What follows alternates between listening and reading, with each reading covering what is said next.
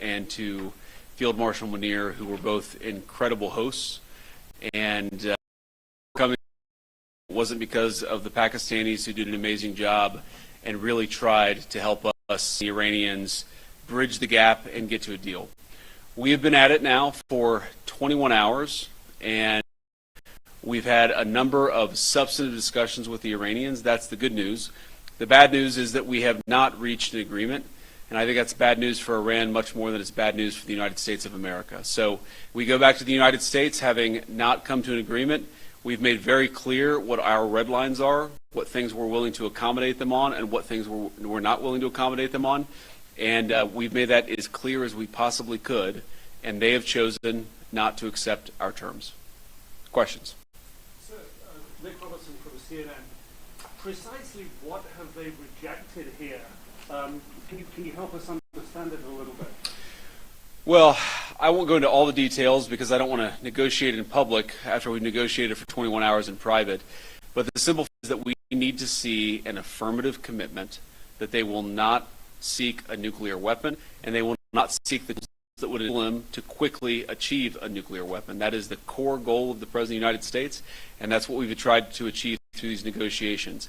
Again, their nuclear program, such as it is, the enrichment facilities that they had before, they've been destroyed. But the simple question is, do we see a fundamental commitment of will for the Iranians not to develop a nuclear weapon, not just now, not just 2 years from now, but for the long term? We haven't seen that yet. We hope that we will.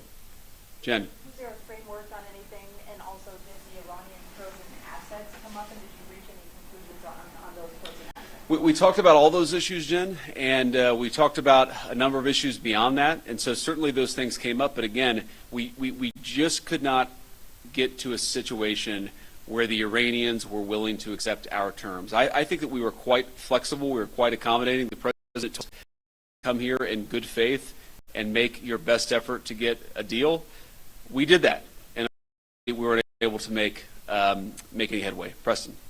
Mr. Vice President, how often did you communicate with President Trump throughout the negotiations? There were reports that there were multiple rounds where there were breaks in between negotiations. How often did you communicate with the President throughout those rounds, and what was he saying as you were going through these negotiations that you said fell short? Yeah, obviously we were talking to the President consistently. I don't know how many times we talked to him, a half dozen times, a dozen times over the past 21 hours. We obviously also talked to Admiral Cooper, to Pete, to Marco, to the entire national security team. We talked to Scott Besson a number of times. So look, we were constantly in communication with the team because we were negotiating in good faith. And we leave here with a very simple proposal, a method of understanding that is our final and best offer. We'll see if the Iranians accept it.